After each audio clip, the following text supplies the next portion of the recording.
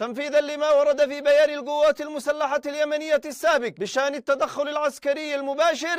Israel pounded Beirut on Friday in an expanding conflict with Iran-backed Hezbollah that has sent tens of thousands of Lebanese دعما وإسنادا للجمهورية الإسلامية في إيران ولجبهات المقاومة في لبنان والعراق وفلسطين. Oduu gammachiisaan nagahame osoo waan hamaatu dhalata jedhamee sodaatamu Ameerikaa fi Iraan dhukaasa dhaabuuf walii galanii. Ameerikaa fi Iraan walitti bu'insaa torban shaniin booda torban lamaaf dhukaasa dhaabuuf walii galan. Yeroo kanatti ulaa Hormuuz keessatti dooniiwwan bilisaan sochoos jedhameera. Walii galteen kun erga Ameerikaa fi Israa'el waloon Iraan irratti haleellaa eegalanii ji'a tokkoof torban tokko booda pirezidentiin Ameerikaa Doonaald Tiraamp akeekkachiisa jabaa dhageessisanii booda kan nagahamedha. Ministeerri muummee Paakistaan Shehbaaz Shariif jaarsummaan qaamota lamaan walitti fiduuf sosso'aa turan akka jiranitti walii galteen dhukaasa dhaabuu battalumatti hojii irra ooleera. Yeroo ammaa kanas ulaan Hormuuz baname dooniiwwan boba'aa fe'an hedduun isaanii keessa deddeebi'aa jiru. Pirezidentiin Ameerikaa Doonaald Tiraamp Iraan yoo ulaa Hormuuz bantee torban lamaaf Iraan boombiin haleeluu dhaabuuf akka walii galan dubbataniiru. Ulaan Hormuuz ulaa ijoo boba'aa fi oomishaaleen kaan biyyoota galoo galaanaa galfa keessaa baasuuf tajaajiludha. Yeroof dhukaasa dhaabuuf kan walii galan sababa galma waraanaa keenyaa ijoo waan galmaan geenyeef jechuun Tiraamp tiraazii sooshaal gubbaatti barreessaniiru. Yaadni Tiraamp kun erga halkan tokkoon Iraan balleessuuf dhaadatanii booda dhagahame. Akka hin deebinetti qaroominni guutuu har'anii bada jechuun kaleessa galgalaa erga dhaadatanii booda barreessaan olaanaa dhaabbata biyyoota gamtoomanii fi paappaasiin ijoo waldaa kaatolikii Roomaa jecha kana balaaleffataniiru. Iraan torban lamaaf dooniiwwan boba'aa baatan karaa ulaa Hormuuz akka darban walii galtee jirti. Waraanni Iraanis sochii isaanii ni qindeessa jedhameera. Kana gidduutti ammoo gatiin boba'aa qaala'ee ture iddootti ni deebi'a jedhamaa jira. Dabalataan Iraan qabxiilee 10 kanneen akka Iraaq, Libaanosii fi Yaman keessatti dhukaasni akka dhaabbatu, Iraan irraa ammoo qoqqobbii guutuun akka ka'u, fandii fi qabeenya Ameerikaan duraa qabamee akka gadhiifamu, akkasumas sababa waraanaan miidhaan qaqqabee beenyaan akka kaffalamu gaafatteetti. Iraan akkasumas meeshaa niwukilaaraa akka hin qabaanne akka walii galtullee ibsitee jirti. Injifannoon Iraan dirree irratti mul'ate marii siyaasaan itita jechuun manni maree nageenyaa Iraan ibsa baaseen dubbateera.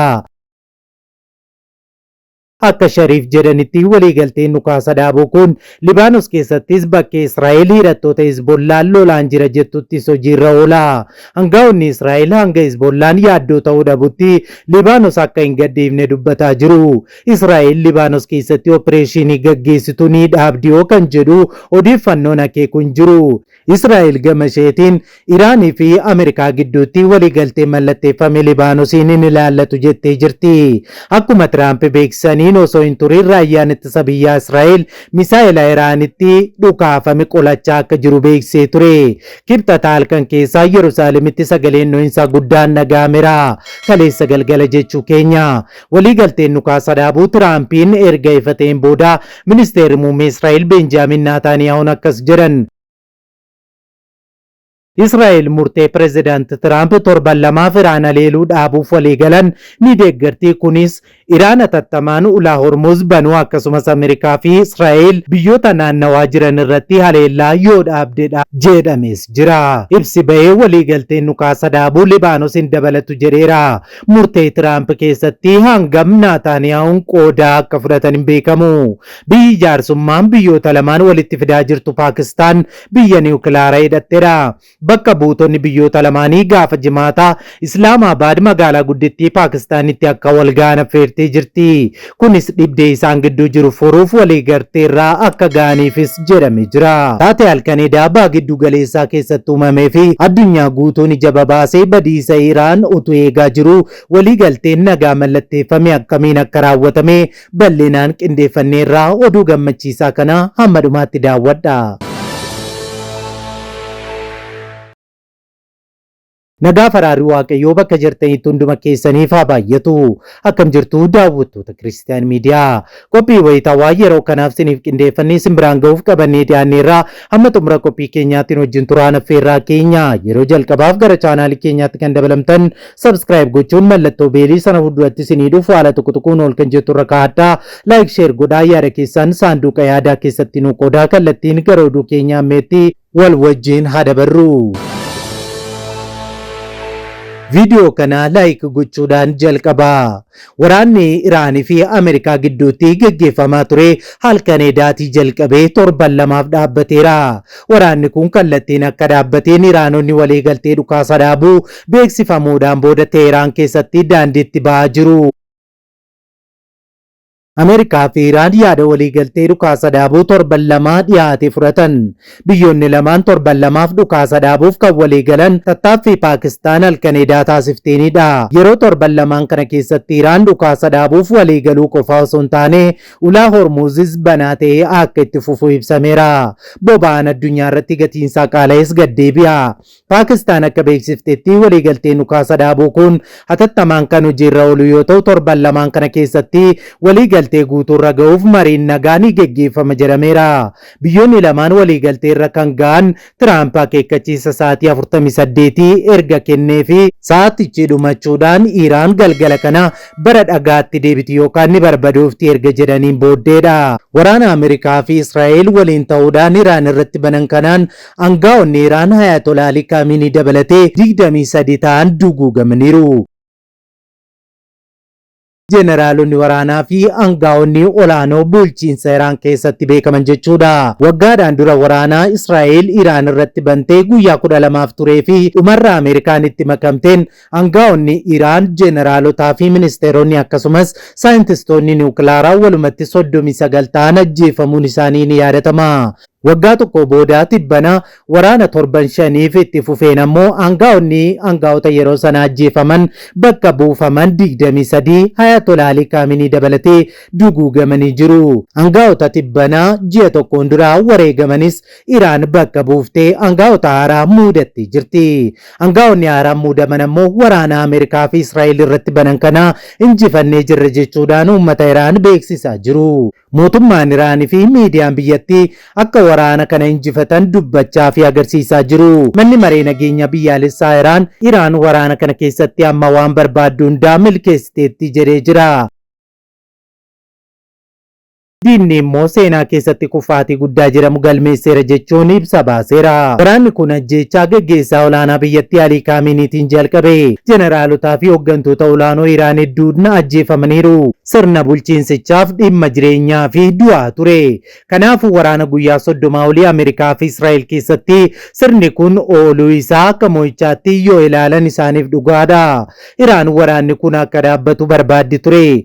Garuu biyyoota ollaa ishee haleeluu inni isne. Ulaa Hormuuz cufuun ishee garuu akka Iraan humna argattuu fi akka Ameerikaattis qormaata taatu ishee taasisee jira. Kun kanaan yeroo jirutti waraanni kun dhaabbachuudhaan booda Israa'el ibsa kennite. Israa'el waliigaltee dhukaasa dhaabuu Ameerikaa fi Iraan nan deeggaraa garuu waliigaltichi Libaanosiin hin dabalatu jettee jirti. Sababni isheen kana jetteefis Libaanos keessaa hidhattoonni Hezbollaa Israa'eliin mormanii jiru waan ta'eef jechuudha. Israa'el waliigaltee dhukaasa dhaabuu torban lama Ameerikaa fi Iraan taasifame akka deeggartu ibsite garuu waliigaltichi waraana Libaanositti geggeeffamuu hin dabalatu jetteetti. Israa'el haleellaa pireezidaanti Tiraamp Iraan irratti geggeessuu torban lamaaf adda kutuu isaanii ni deeggartis jetteetti. Itti dabaluudhaan Israa'el tattaaffii Iraan meeshaa niwukilaaraa misaa'ilaa akka hin hidhanne gochaa jirtu akkasumas Iraan akka Ameerikaa fi Israa'el fi biyyoota Arabaaf yaaddoo akka hin taane taasisuu gootu ni deeggarti. jedhaniiru. Marii ittaanee godhamu keessatti kaayyoon kanneen galmaan ga'uuf kutannoo akka qabdu Ameerikaan Israa'elitti himteetti jedha ibsi mootummaa Israa'eliin ba'e kun. Israa'el dhukaasa dhaabuu Ameerikaa fi Iraan taasisan waraana Libaanositti Hezbollaa waliin gaggeessitu akka hin ilaallanne beeksifteetti. Gama biraan ammoo paartiin mormituu Israa'el ejjennoo mootummaa Nataaniyaahuu qabu qeequun balaaleffatanii jiru. Muummicha ministeeraa Israa'el duraanii kan ta'e Yaa'ir Laapid Israa'el marii godhamuu irratti kallattiin hirmaachuu dhabuun ishee kufaatii Nataaniyaahuu jechuun ibsanii jiru. Kun kanaan yeroo jirutti waa'een waliigaltee dhukaasa dhaabuu torban lama Ameerikaa fi Iraan gidduutti mallattaa'ee ba'eera.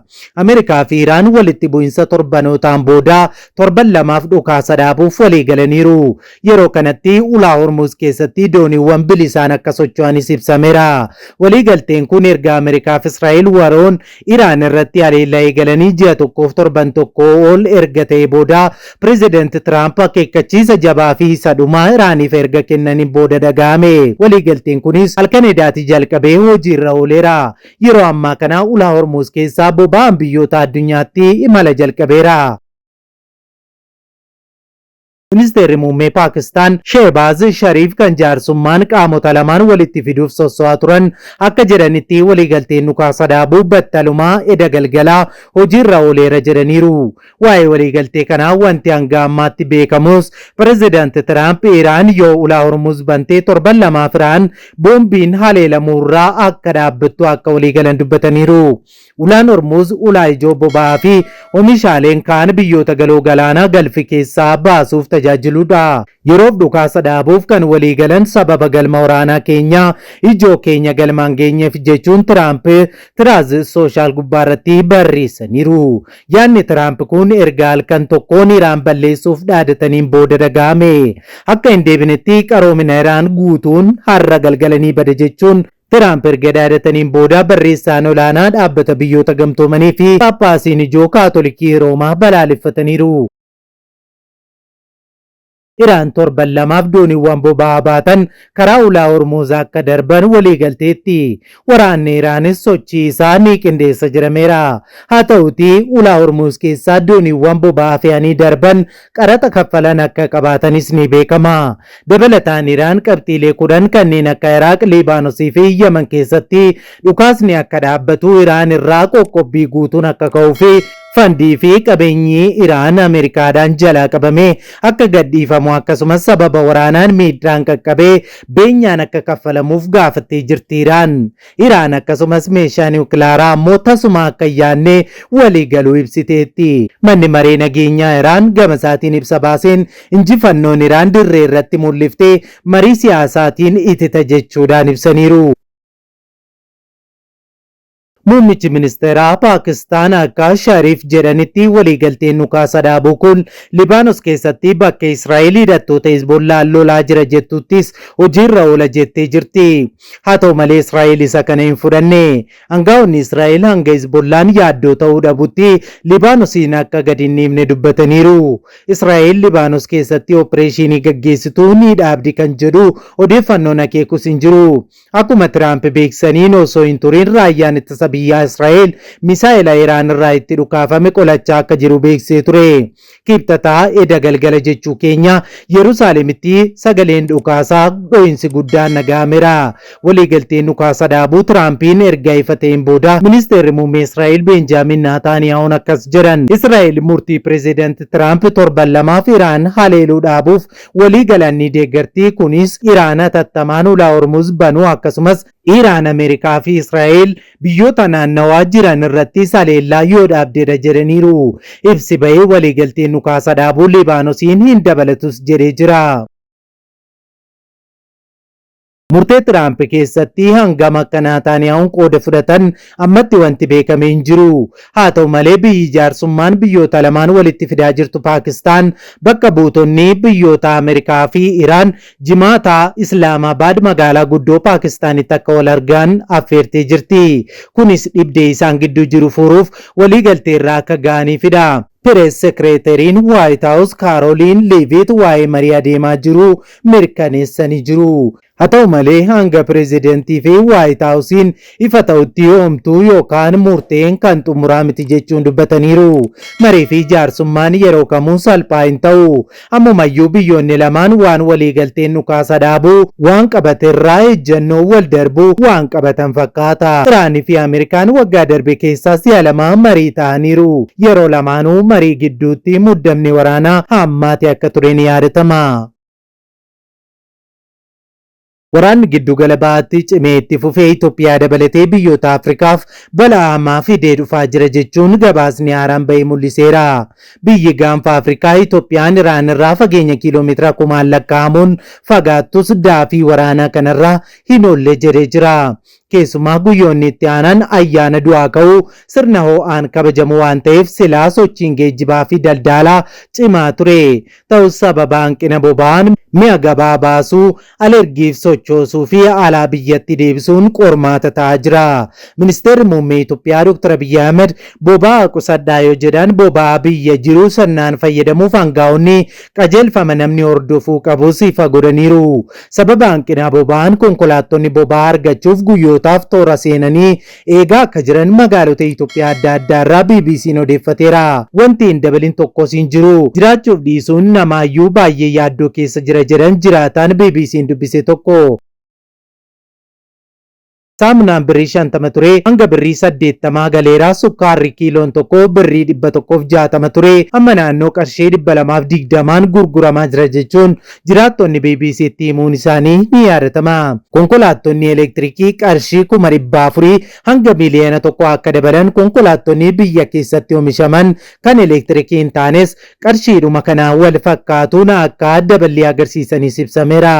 Gamtaa Afrikaa fi Baankiin Misooma Afrikaa gabaasa waraanni Iraanitti adeemaa jiru amma garuu waliigalteen dhukaasa dhaabuu torban lama Iraanii fi Ameerikaa gidduutti taasifameera. Ardii Afrikaa keessatti jireenya akkaan qaalessuu fi guddinaaf danqaa akka uumu AFP'n gabaaseera. Gabaasichi akka jedhutti giddugalli bahaa alergii Afrikaa keessaa persentii 10.9 akkasumas amma alaa galchan keessaa immoo persentii 15.8 ni ta'a. Boba'aan dabaluun gatiin soorataa dabaluu, baasiin doonii geejjibsiisan dabaluu fi gatiin inshuraansii dabaluun akkasumas dhimma sharafa alaa jireenyaa akka qaalessu eegamas jedhameera. Guddinni dinagdee biyyoota Afrikaa baay'een isaa kan bara Covid ture irraa gadi akka ta'utu eegamaa jira. Waraanni kun yoo dheerate immoo balaan isaa hamaadha jedhameera. Walitti bu'iinsi yoo dheerate galteen boba'aa fi xaa'oo hanqina godhatee rakkoo ammeessa jedhamee sodaatameera. Keessumaa yeroo midhaan facaasaatti xaa'oon yoo ga'uu dhabee rakkisaa ta'uu mala jedha gabaasichi. Gabaasi Baankii Misooma Afrikaa irraa argame akka agarsiisutti hanga ammaatti maallaqni biyyoota Afrikaa 29 gatiin isaa cabeera. Kunis mi'a alaa galchuuf rakkisaa taasisa. Kuufama maallaqa alaas ni xiqqeessa. Akkasumas liqii ofirraa qaban kaffaluufis itti cimsa jedha gabaasi kun. Amma garuu waliigalteen waraanaa fi dhukaasa dhaabuu kan torban lamaaf ta'u ulaa Hormuuzis banaa akka ta'u kan taasisuun mallatteeffamee jira. Waliigalticha Waaqayyoo dhaabbataa haa taasisu.